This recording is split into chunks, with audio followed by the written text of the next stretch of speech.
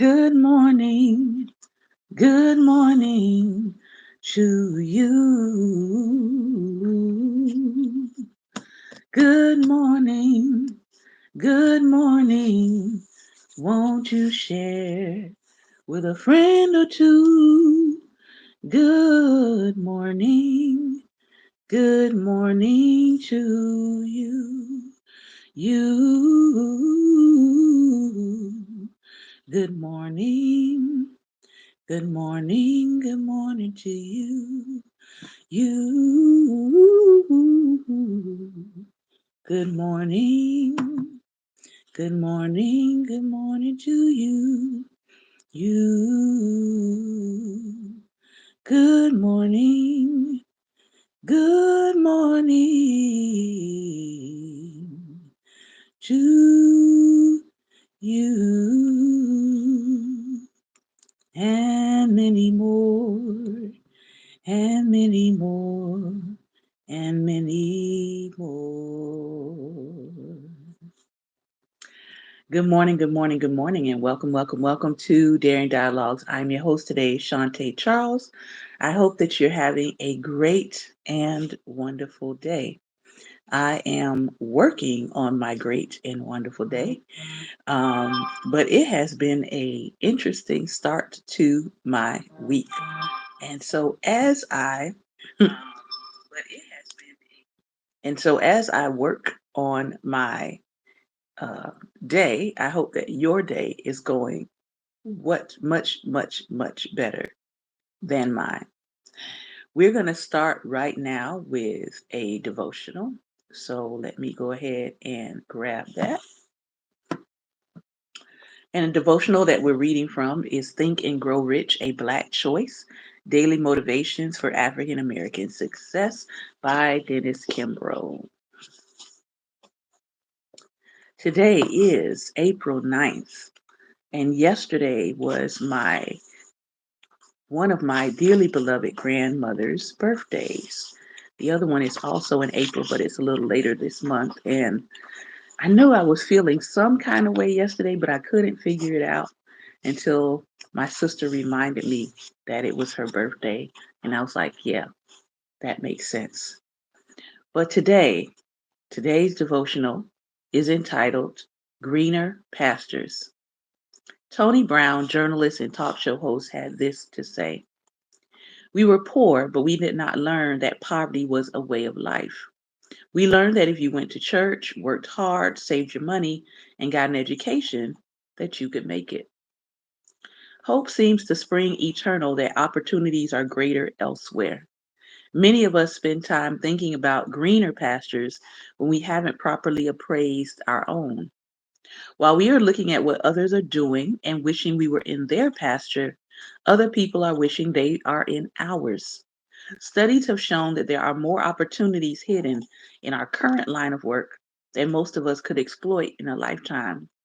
We need only search for them thoroughly enough and long enough to find them. It's like the story of the African farmer who sold his land and spent the rest of his life searching for diamonds the world over, only to have the richest diamond mine in the world discovered on the very farm that he had sold. There is no such thing as a job that cannot, with time and thought, lead to your greatness. But unless we spend the time, study, and effort to become outstanding at what we are doing, why in the world should we think we could become great at anything else? Learn everything possible about the endeavor you are attempting.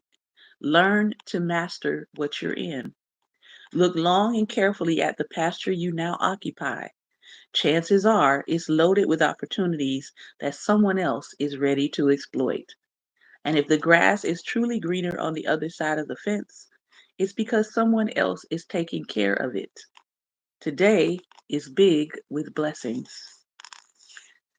Affirmation: I will take advantage of the opportunities in my own field. Now, that actually sort of aligns with the affirmation I had yesterday, um, that I will take a look and I will be open to receive the affirmations that come to me. And I'll be the first one to say, I certainly need that word for today because I'm looking around at what's going on in my space with repair stuff, and I'm like, this is not the vision that I envisioned, but it's just repairs. So I have to keep that in mind. And I don't want to get myself bogged down with thinking about the repairs that need to be done today. I do want to stay focused on the things that matter and that bring me joy outside of repairs. All right, we are back in our Wednesday relationship series. And this is the other book that we've been reading from. We're reading from both of her books at the same time. This is Drama Free, a guide to managing unhealthy family relationships. We are on the chapter entitled Ending Relationships When Others Won't Change. We talked last time in this book about waiting for an apology. There are a lot of people that I find and I have seen sort of put their life on hold because they're waiting for someone to apologize for something they're probably not ever going to apologize for. I stopped doing that a long time ago when I realized that, oh, this person meant to hurt me. This person meant to harm me. This person has no remorse about the hurt or the harm. This person doesn't think that they did anything wrong. So, that being the case, me waiting for them to apologize is literally like putting my life on hold. So, I chose to not do that anymore.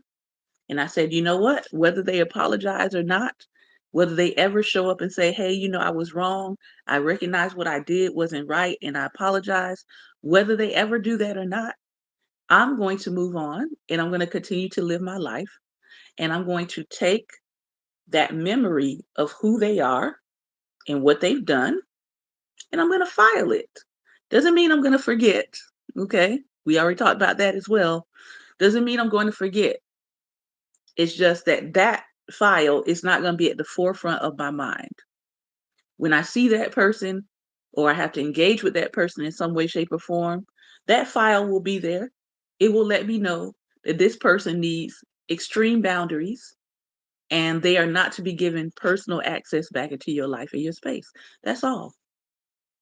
But you don't have to hold up your life and you don't have to hold up getting to know other people who are not that person, and you can move on with your life. You really can. This section, she talks about something I think is very important, and that is forgiving yourself and what happens when you decide to end a family relationship and what can possibly happen. Okay. Forgiving yourself. The most complicated person to forgive is yourself. We can sometimes go into a spiral of self loathing when we realize we stayed in a relationship too long, allowed too much abuse, or accepted less than we deserved. Then, when we choose to leave, there's a guilt about walking away. If you've left a family relationship, know that you acted in your best interest after trying for perhaps years to make it work. Be compassionate with yourself for making a tough decision when you felt there was no other option. When you decide to end a family relationship, it might affect other family relationships. And she's going to give us a synopsis here. Dana's father didn't want to feel awkward if his children stopped speaking to each other.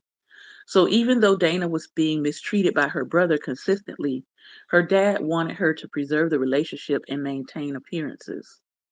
Deciding to end a relationship with one family member might cause other family members to feel ashamed or embarrassed. It might also highlight the dysfunction in the family and bring secrets and denials to the forefront. Families often maintain unspoken rules that limit our ability to make healthy choices for ourselves. Most family members want you to be happy and will support your decisions. But when you need to end an unhealthy family relationship, they may not understand that your happiness depends on that decision. In that case, they need to step outside the situation. What you can say to family members to encourage them to step outside of the situation. For example, If I had a relationship with a partner who stole money from me, would you tell me to stay in that relationship? If a stranger intimately assaulted me, would you encourage me to contact authorities or to maintain a relationship with my abuser? If my friend was sharing my personal business after I asked them not to, would you suggest I continue the relationship with that friend? Common things you might experience when severing ties with family. Gaslighting. Not noticing a problem is the best way to exist within a family's dysfunctional system. When you communicate that something isn't healthy or normal, you might suddenly be seen as the problem, while your family ignores the real issue. Families often pretend there are no problems, so talking about issues is perceived as a threat to the system. For example, abuse is the real problem, but talking about the abuse may become the problem to the family. Emotional neglect is a real problem, but any utterance of childhood issues could be seen as a problem by the family. Gaslighting statements that sometimes family members make that you might experience. You're not the only person who deals with this, other people have it worse. You made that up. Why are you saying things to hurt people? That's the past, and you don't need to bring it up. You need to get over it. It wasn't that bad. Denial. It's unhealthy to teach people that family is everything, even when the family is dysfunctional. No one should be convinced to ignore abuse, trauma, or mistreatment. Persuading people to stay in unhealthy relationships for the sake of the family harms their mental health, especially if the family frowns on outside relationships. This isolates people from having healthy connections with other people outside of their family. You can have a healthy family relationship and healthy relationships outside your family, and the two don't need to compete with each other. Every year around the holidays, people tell me they feel anxious, depressed, or angry about having to spend the holidays with family. In some cases, these experiences include sharing meals with the person who abused them, enduring verbal abuse during their visit, or watching their siblings' needs be prioritized over their own. Ignoring big problems can hurt. If you disregard the truth to exist in a relationship, there will be consequences mentally and emotionally, and sometimes physically. Families should be held to a higher standard, not a lower one.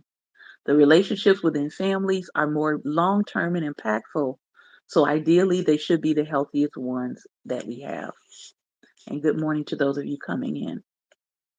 How to handle engaging with people you choose not to have in your life. Because it's family, you may sometimes be exposed to people you no longer want in your life on a regular basis.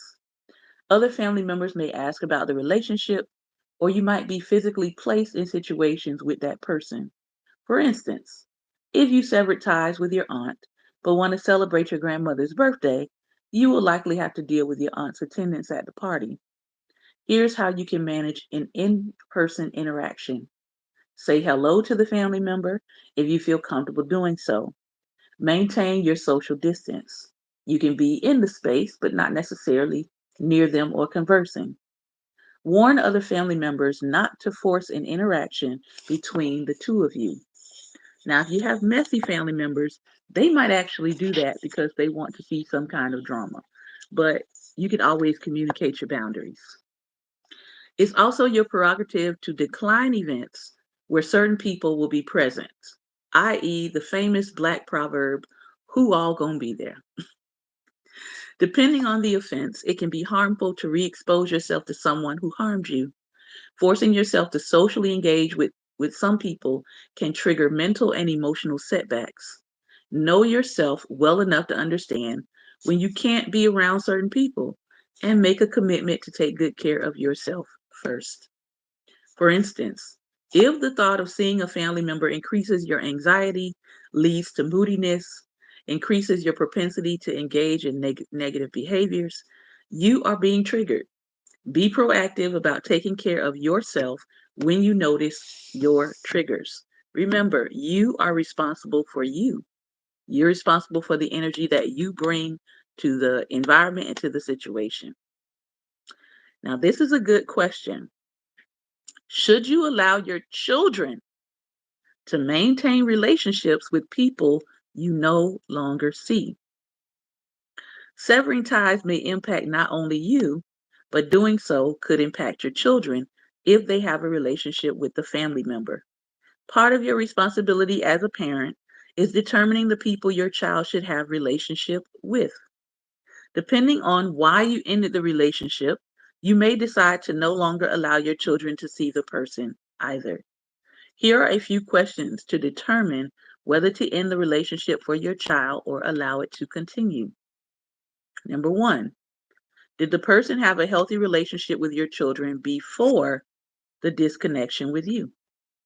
Number two, can the person maintain a relationship with your children without talking to them about the issues between you? Now, I haven't seen this done. I have not seen this done. I've seen people's children be used as a pawn between people. I've seen people's children be turned against them by the person that they let them continue to have a relationship with that had an issue with them. I've seen that. But this is a very good question. Number three, has your child asked to maintain contact with the person? If so, will it be emotionally and physically safe for them to have contact? Four, can you trust the family member with your child? What to say to family members who question your decision or attempt to force communication? Here's a few things you could say. The relationship isn't healthy for me, so I choose not to engage. I know it's hard for you to understand it's my choice, and I need you to respect my choices. Please stop trying to pressure me to speak to someone who harmed me. I've had to say that a couple times to some people. We don't feel the same way about the situation. Please allow me to have my perspective. And you're pushing me to do something that's not good for me. Finally, unquestioned loyalty. I find that this is probably one of the most damaging things, especially if you're in a family dynamic where people are gaslighting you or people are in denial about what someone in the family has done to you and it is continuing to go unaddressed. Questions are a healthy way to understand systems, including families. It isn't okay when you aren't allowed to ask questions or when questions are unanswered. Critical thinking is a threat to unhealthy systems, and questions make people think. So people often fight. They often fight it when the system is questioned. Still, your loyalty is first and foremost to your own well being, not to a family dynamic. If the family dynamic is toxic, your unquestioned loyalty should be to yourself and making sure you're in environments that are healthy and not triggering and not harmful and not abusive. So, today's challenge and exercise for you from the counselor herself is to grab a journal or a piece of paper and complete the following prompts. What relationships were affected when you ended a relationship with a family member? Or what relationship do you feel might be affected if you sever a relationship? What are your thoughts on forgiveness? Is it necessary? Are some things unforgivable? If so, where do you draw the line? What, in your opinion, is an unforgivable thing? Now, tomorrow we're going to be back in the book on forgiveness. So we'll continue to examine what it means to forgive on Thursday. The next chapter in this book is entitled Building Support Outside Your Family. What does that look like? Um, many people have what we call today chosen family, right? The people that have come into our life that have taken the space where family would have been. So as we go into this next week, hopefully, we'll start here at chapter 10, building support outside your family. And if you want to catch up with us, this is the name and title of the book, Drama Free, A Guide to Managing Unhealthy Family Relationships by Dr. Nedra Glover Tawwab. All right. All right, let's open it up for some talk back here. Um, I am going to send you, it says, send link to guest.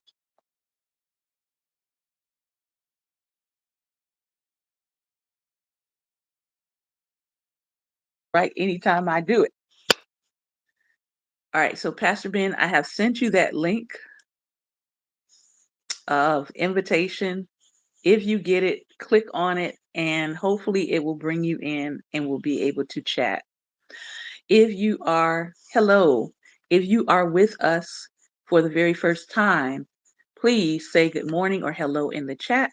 Let us know where you are signing in from. You don't have to tell us your city, just give us a state or a country and let us know where you're signing in from. All right, we have just finished reading about unhealthy family dynamics, ending relationships when people won't change, and what happens as a result. All right.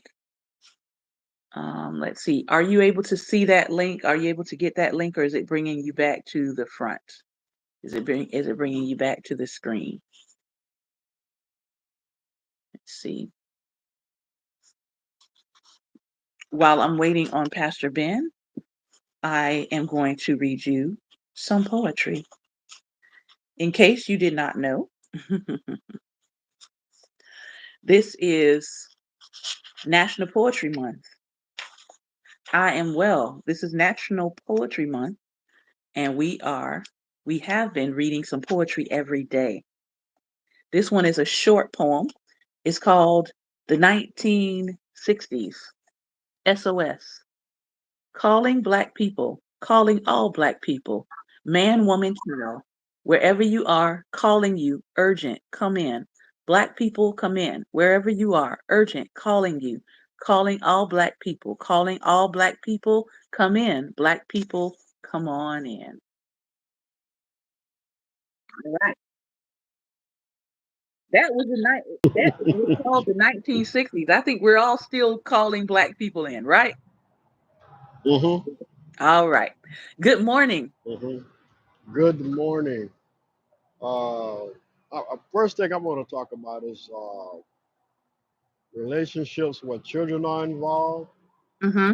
and the relationship ends. Because I was in a situation with my second wife.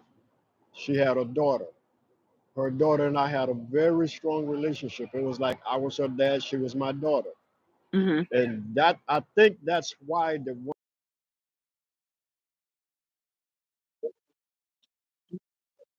relationship with the daughter, Okay. because she understood what was there. Okay. See, and I still help raise her, help her through college. Mm-hmm. When there's a relationship, especially with a child, and you know that that person is whether male or female, whether that if that person is really see this child as their own, and Mm-hmm. this child see this person as their mother or father, that's something that you don't interfere with. It doesn't matter whether their biological mother and father are still living, Mm-hmm. but they bonded with this other person, and you don't Yeah. interfere with that. You allow that to continue. But now, on the other flip side, the mother of my children, when our relationship ended, she wanted the relationship with the children to end. Mm.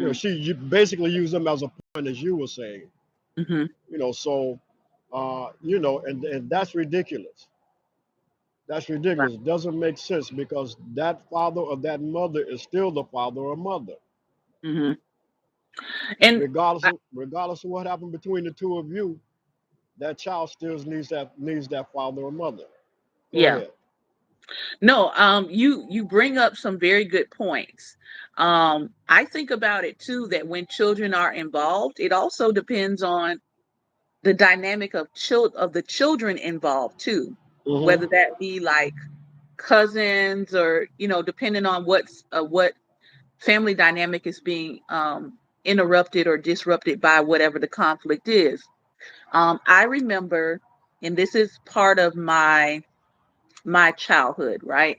So at one point, my mom and her husband at the time, I'll just say that, they adopted a little girl. She was 6 days old. She came into our family at 6 days old. Of course, we fell in love with her, right? Her mother gave her up for adoption, but then her mother waited until she was 4 years old to decide, I want my child back. Mhm. Now, back then, you're talking 80s, the adoption processes weren't as clean as they were now. So my mom wound up giving her back to her mother. Mhm. That was devastating for us because she literally was, we were the only siblings that she ever knew. Mhm.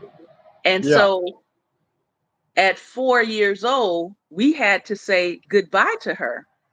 Mhm. And that was devastating for all of us. Like, I still think about it every now and then. It's probably something that I need to process more myself in a therapeutic way.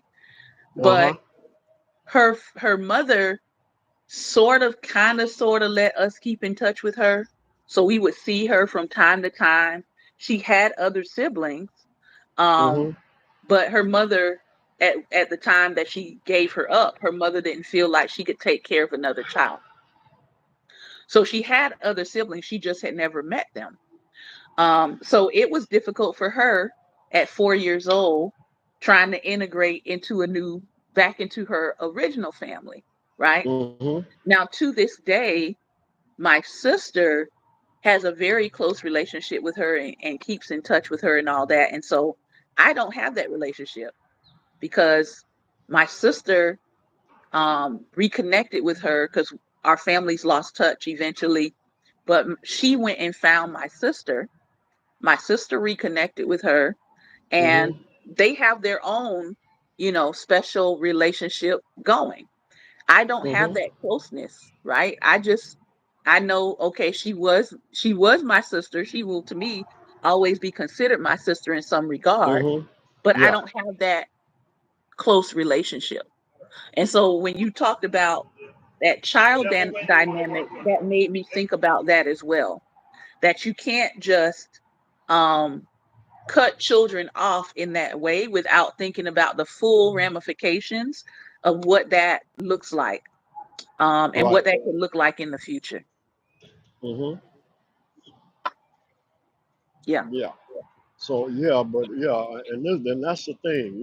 I was talking to actually I'm working at a daycare today, and the lady was telling me about what FIC 4547 is doing, the effect that he's having in Mhm. daycares, especially black-owned daycares. They're pulling funding. Mhm. Many of them are shutting down, and then Mhm. they're moving a lot. They're moving a lot of those kids into, you know, they're moving the money there. Yep. But the one thing that keeps her going is because of the connections that she has in the local political arena. Mhm. So I'm here doing work because this lady that they sent here from way out west to the predominantly white schools has come over here in a predominantly black neighborhood, and she's nitpicking. Mm. So yeah, she's nitpicking, and get enough violations, they can shut you down, which is what he wants. Yeah. So, I'm here to do a couple of things that she said were violations. I'm here to get done. Me and her husband. Her husband does handyman work too, but he was real busy, so he called me and to help. Um, so, we're here today, and she was telling me about what was going on. And it's sad. And the trauma. Just think the trauma of pulling the kid out of that daycare kindergarten and dropping them off somewhere else. They've been here 2 or 3 years since they were 1 and 2 years old, Mhm. and now they're 3 and 4 years old, 5, and you're pulling them away. dropping them somewhere else. That traumatizes them because this place will be stability for them, something they can Mhm. look forward to every day with the same people, the same kids every day that they've grown a friendship with. Mhm. But who cares? They're only black kids. And not to mention that a culturally responsive Hmm. place. And Yeah. see, a lot of that is they don't want us to have culturally responsive spaces. Hmm. They want us to be isolated from our culture. I mean, that's the reality. But here's the Um, thing: when you go back to the hood, you're with your culture again. Make that make sense?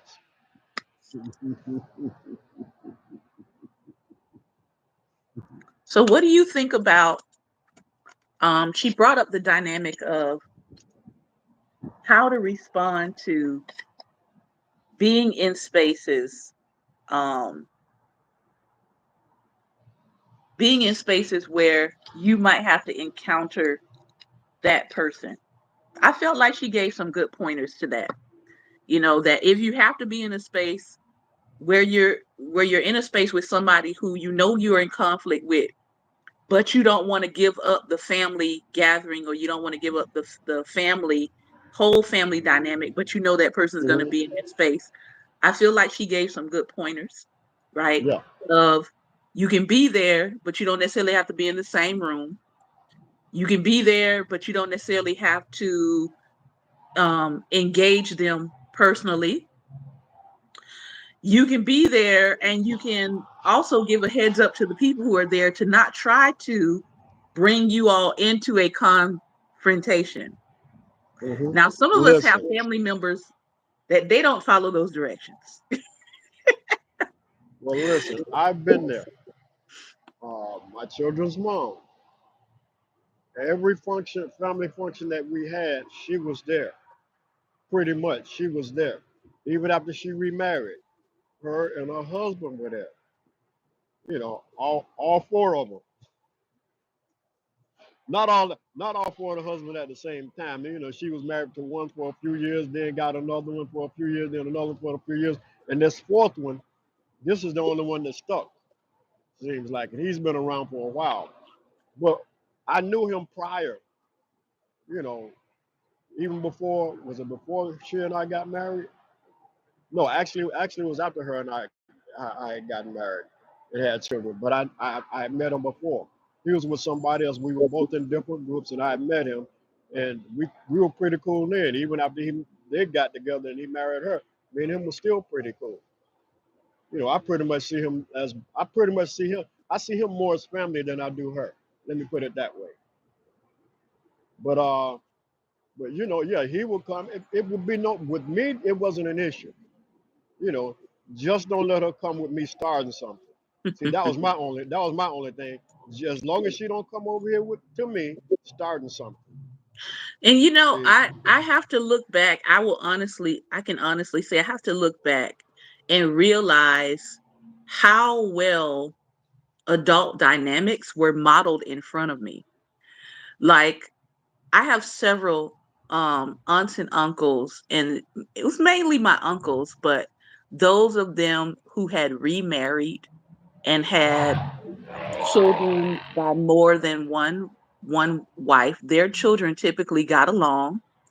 Their Mhm. children, all of their children came to like our holiday or our family gatherings, and sometimes the first spouse would also be there with my uncle and his current spouse. And I'm telling you, I can't recall any arguments. I can't recall Mhm. any dramas. I can't recall any knockdown, drag out fights. Like, if any of that happened, it had to have happened outside of the purview of children, because I didn't see it. Mhm. I'm not saying that it didn't happen or could have happened, but I never saw it. I never saw people say, "Oh, we got to leave, da da da da da, because such and such is here, and I don't want this." And we were in the hood, but I Mhm. never saw this. I never saw the Right. Real Housewives uh drag out drama that we see on television. And that's why sometimes I'm like, is this real? Sometimes I have to ask Mm-hmm. because I'm like, okay, I grew up in the hood Mm-hmm. where all of this stuff would have been expected, but I never saw any of that.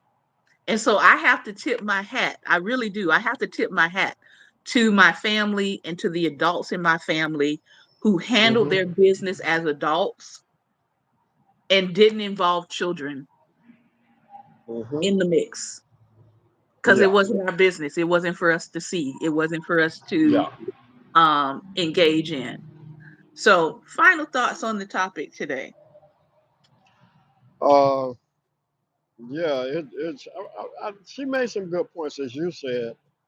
But whole thing, the thing is that we all have a space, uh, Hmm. and we all should have boundaries, Hmm. and as long as we respect each other's boundaries, there shouldn't be a problem. I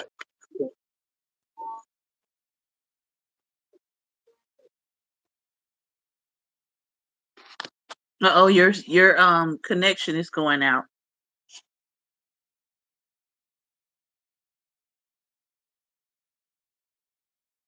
Your sound is going out.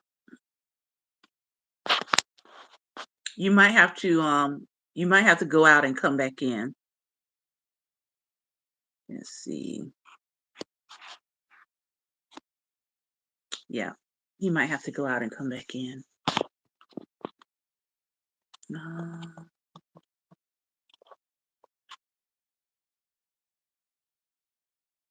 all right. I'm not sure what's happening with Pastor Ben's connection. Let's see. All right. I'm not sure if he's going to get back in, but we will go ahead and close for today. I want to thank you all for your time and attention. I want to thank you all for engaging in this conversation. I want to thank you all for listening in and tuning in. This is Daring Dialogues, and I've been your host today, Shantae Charles. We do read alouds here, and we do discussions on what we read. Today was Wednesday, Relationship Wednesday. So if you're with us for the first time, that's what we do on Wednesdays. Tomorrow is Thinking Thursday, Theology Thursday, where we talk all things life, belief, faith, and philosophy. All right. Tomorrow we'll be reading from a book entitled Failures of Forgiveness, What We Get Wrong and How to Do Better by Dr. Maisha Cherry. All right. That is the book that we have been in, and we've been diving into the concept and notions of forgiveness in various areas and backgrounds and situations. Again, thank you for your time and attention. Remember, light is the most daring opposition to darkness. So continue to go out and be light. Take care, be well, and most importantly, be light.